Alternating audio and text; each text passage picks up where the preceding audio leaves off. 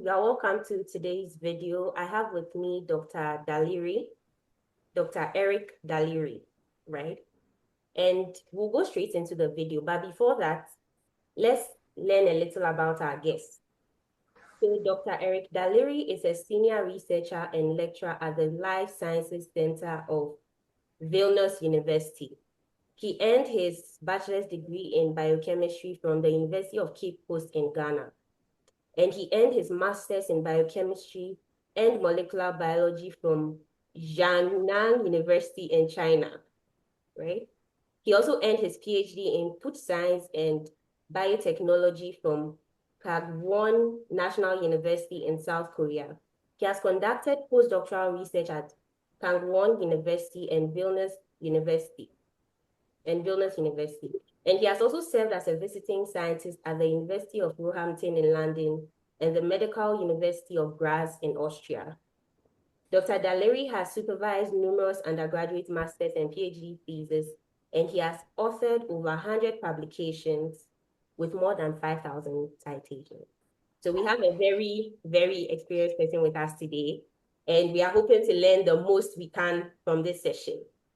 So the goal of this session is to be able to understand what, from a professor's standpoint, right? What goes on in the mind of a professor when he's selecting his PhD student. And the questions in today's session are going to bring that up. Okay. Thank you so much for your time, Dr. Daliri. I'll go straight into the question. Okay. So the first thing I have is, students, when we are putting in applications, right, one thing we really think about is what exactly does a professor look out for, right, when he's picking his PhD students? What will make him pick one student over another? Right. Good evening, everybody. And I'm very honored to be invited to share some perspectives about what professors look for in PhD candidates. Well, to start with, the PhD is actually a discipline that requires a lot of dedication and prior knowledge, at least some basic understanding about fundamental stuffs in the area. And for that reason, every professor is looking for people who at least have a very strong background in the field within which the student wants to do the Doctor of Philosophy. So, for example, recently I am actually actively recruiting PhD candidates into my team. And one of the things I look for are at least students who have taken some little time to have read through what I do or what my team does. Yeah, and also seem to understand what the advert is calling for, because PhD isn't pretty much like undergraduate where the professor is teaching every single or basic thing. In PhD, we advise. So we are PhD advisors, not supervisors like people think that, Yeah, so every professor is looking for candidates who have understanding about the fundamentals of what they are about to do. Students who are highly motivated, because indeed it is possible to shift from one field to the other. But then you must be very motivated and have some strong understanding about what exactly you are entering into. Yeah, so these are some basic things. I think I will keep on elaborating one and as time comes. Yeah. Okay, that's great. So I definitely got, you have to have the fundamentals and you have to be motivated. Those are two keys. Yes. Yes. If you had two candidates, right? Let's say they both have very good fundamentals, okay? And let's say they are both very motivated. What would be something that would make you pick one person over another? Is there like one striking element that you say, I have two people, they have almost the same qualifications, but for XYZ reason, I will pick this person over this person? Yeah, Jifa, it's the skill set. It's the skill set they bring.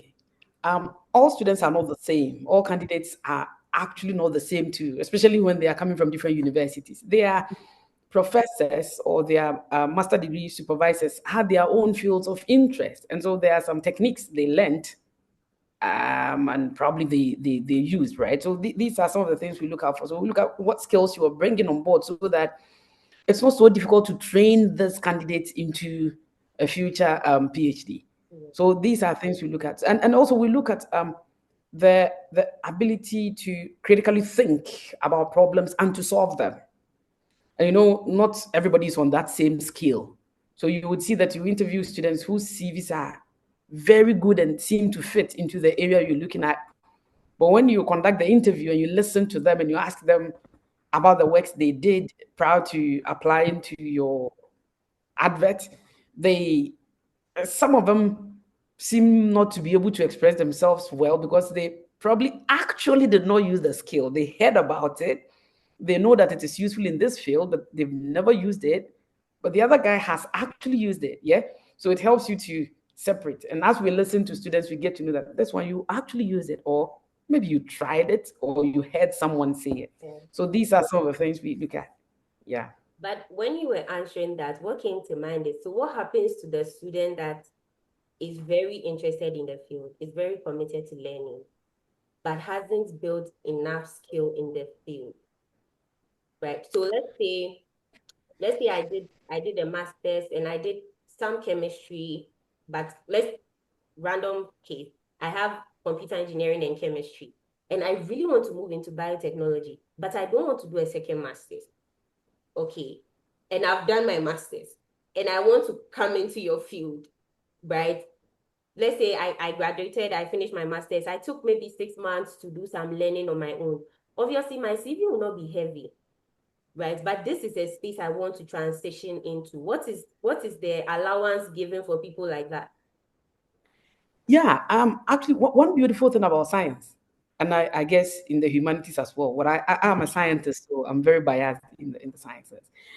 If you are a computer engineer, and as a microbiologist, you want to transition from, say, computer engineering or whatever into my field, what I would be looking for is how you think. You bring some skills or some wisdom from computer science that makes microbiology kind of interesting or more understandable. So, for example, let's say somebody did software engineering, let's say, or they can develop some apps or something like this. And then I am a microbiologist, and fundamentally I'm a biochemist. I play between the two of them. And then you are able to tell me that, yeah, so these bacteria genes, I am able to develop a certain app or software that helps us to analyze it deeper and make more sense of what you've been doing. I would actually hire such a student because it amplifies the frontiers. It takes me up, right? It helps me to analyze things I've not been able to get to all by myself. So somebody comes and tells me they have good knowledge in AI, which is not biology at all. It's something else. It's artificial intelligence. But then how you would merge artificial intelligence with microbiology is what the professor is looking for. So we're actually not looking for people we're going to teach to become like us. We're looking for people who would become better than us because they become sharper than us, right? And then that is the pride of every professor, that they train people who become bigger than them and not to become students forever. Yeah. So we look at how the student is able to merge whatever they have already acquired with what we need and the problem we want to solve. So if they come from those angles, then they are actually absolutely perfect people to want to work with. So the critical thing is you are not too keen on the field. You are more concerned about how is the student applying what they've studied to amplify the field, essentially, right? Or to amplify. To help solve the problem I want to solve. Yeah, that's it. That's right. Awesome. Okay, so the next thing I would like to bring on board is the fact that, I mean, when you're putting in applications, there's this whole school of thought of cold emails, trying to get the professor's attention. Some people say you only have to wait for when adverts are put out to reach out to the professor. What's your take on that? Are cold emails effective, or yes? What's your take on that? How, if we are weighing, which is a better option? Yeah. Personally speaking, I have never been attracted by those cold emails or stuff like that at all. And it's probably because most professors work based on the funds they have. Actually, we are pushed by funds. We don't have monies by ourselves to do that. And so when we have projects that are ongoing, we do the adverts, and that's when we get money to fund some of these things. So in the absence of funding, your emails don't move mountains. Prayers would not change anything. Yeah, so we would have to advertise. So I think that's the limitation from that side. But then if you want to, but that doesn't mean that you cannot contact a professor and show your interest when they haven't advertised anything. I would rather advise students that if there is a professor you admire, or in a certain university you want to go, you have an eye on a given professor, look for them on LinkedIn. If they are active, if they're posting anything, try to be interested, send them that invitation to want to connect, what they post. So you get to see their interest, and you like it. Sometimes you comment, you let them know how much you admire them, so that they know that you're already studying. You guys are already having a common interest, right? So if you should ever send any email telling them that you're very happy about whatever they're publishing, and you are reading keenly, and so if there is any opportunity for you to join their team, you will absolutely be happy. I guess you will be on their minds. You will be the number one. So in case there is anything like that, So I have people I send links of scholarships and other things too. Yeah, because these are people who have been following me, or maybe they are friends, that kind of thing. So I guess that's one way to attract their attention. But then trying to draft beautiful mails to send to somebody who cannot fund you is tricky. It will not work. It will not come from thin air unless they have projects and they are looking for students. I think it's going to be very difficult. Yeah. I think what you said comes down to networking, essentially. Oh. Expressing your interest in the professor's area on LinkedIn, talking, they'll definitely notice you. You start a conversation, and then, the rest hopefully will be history, good history. Okay, the next thing is the idea. Sorry, and I just wanted to add something little about the email. So, and if you want to show your interest in joining the professor's team, you don't need to talk so much about things that are irrelevant. You need to talk about your skill set. Yeah, and how you think it's going to push the frontiers of whatever the person is doing, and whether or not they have advertised any positions. But if you just write and you say that I have finished my master degree and my mother is dead, and so I want to, it doesn't help. Recently, I received this email from somebody from somewhere. I don't mention the country, and then what she's saying is, during the Israel-Iran war, her boyfriend got hurt and they want to move out of Iran. And another one in South America also sent an email saying that, she wants to move to join our group, but her boyfriend is also available, who also would want to go because she doesn't want to be lonely. And I'm like, oh, how does this help? I guess many professors like myself don't want to even know about some of these things. It's not a personal situation. It's an intellectual situation. Yeah. Interesting. Okay. There's also this idea of, if you are going in for a PhD, you should have a publication, right? Publications are definitely important, and I know they play an important role. From your point of view, how let's say on a scale of 1 to 10, right? What are the chances of a professor actually picking somebody who doesn't have a publication? Well, I think we should define the publications in the area of relevance. You could have several publications that are not very relevant to the advertised position, and that would mean nothing. Of course, it could mean that you have the skills of writing, because learning how to write is part of the whole PhD training process. So it means that this person already has some training, which is a plus. But the relevance is what really matters. Publications are very important when the position is very competitive. Yeah. So then we have to screen. Then that puts you on a certain pedestal that we're going to consider, especially when you have lots of people applying for just very limited positions.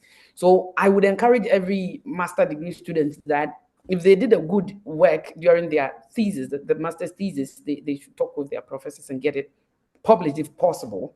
Yes, so that it makes them more attractive. Otherwise, we have hired people into our team who had no publications at the time of admission. So the thing was that they were able to show us that they had actually submitted a paper, or their paper was under review, and then it made them beat the other guys who did not have publications at all. So yeah, academia is publish or perish. So sadly, publications really make you attractive. But if you don't have them, you should have other things that actually show that you are able to write, you are able to talk. For example, the conferences you have attended and oral presentations you've done and stuff like that are also very important. But I mean, in a very competitive environment, I would put publication at 9. I mean, I would first consider who has relevant publications before checking the other guys who don't have it. Okay, that's interesting and definitely informative. So we are in the years ending, most applications are open, people are putting in applications. What practical tips would you give someone applying this year or in the coming year? So I think that it is usually easier for people to apply for positions that are closely related to what they did in their master's degree. That is, if you're applying for a PhD. Or if they were in fields that are closely related or linked, right? Or can have a very strong impact on the new environment they go into. I did biochemistry in undergraduate. I did master's, that is biochemistry and molecular biology, but my PhD was in food science and biotechnology. And so I apply my skills in biochemistry in food science, so then it's closely related. And then it helps to advance the frontiers of the field, because I don't see myself as a traditional food scientist. What I mean is that many people, when you say food science, they are looking at, okay, so how much calcium should be in your food? How should I process a certain food? I am not that kind of scientist. Yeah. So I use my skill set in biochemistry and molecular biology to help develop functional foods. These are foods that treat diseases like hypertension, obesity, diabetes, cancer, and all that. So that's what I look at in a very biochemistry way. I'm interested in chemical reactions and all that. So it makes the food science beautiful. And so my professor was quick to hire me because he knew, okay, if he has this background and he can think in a certain way, it's going to make it beautiful.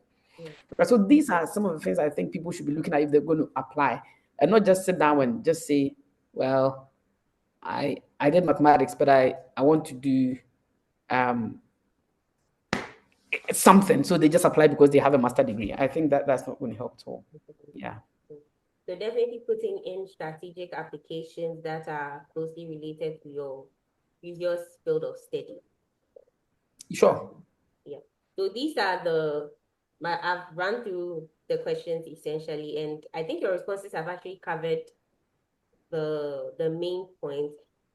Moving towards the end, right? Is there anything you would like to add to the questions that have already been asked, or something I haven't asked that you think students should definitely know about when they are putting in applications, or about the PhD journey in general?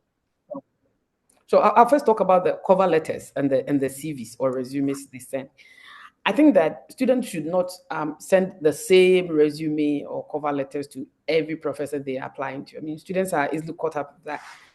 In this age of chat GPT and everything, they just say draft something and then they put everything there and they think that's the magic. It doesn't do that.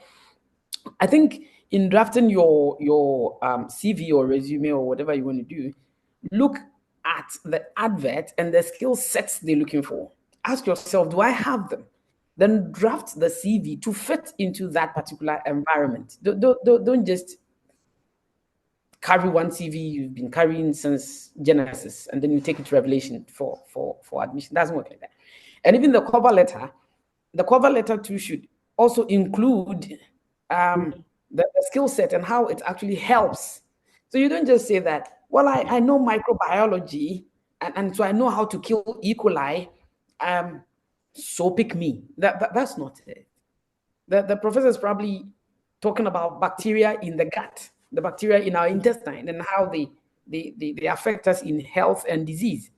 And so if you know how to kill E. coli, say that in my master's, I learned how to kill E. coli, which has given me skills in how to kill pathogens in the gut during a certain disease, so that you have shown that you're a master of what you've done. You understand the application aspect of it, not just the theory. And I had first class, I had all A's. It doesn't really matter. It does, but the world doesn't really care about your A's, right? They care about the impact, the influence. So the professor is looking at what you can actually do with your hands, so that at the end of the day, you can say you are an expert in a certain field, or at least you are a leader. In PhD, we train leaders. We don't just train technicians. So then you want to look at that. And another thing I would say is that students should not give up in this PhD application thing. These days, it's not been easy for many students to get, because funding is becoming quite tight in the very countries most students want to go. For example, they want to go to the US, they want to go to the UK, they want to go to Australia, Germany, France. It's becoming a challenge over there. I believe students should keep trying even when they don't get it. But there's one important thing they should know.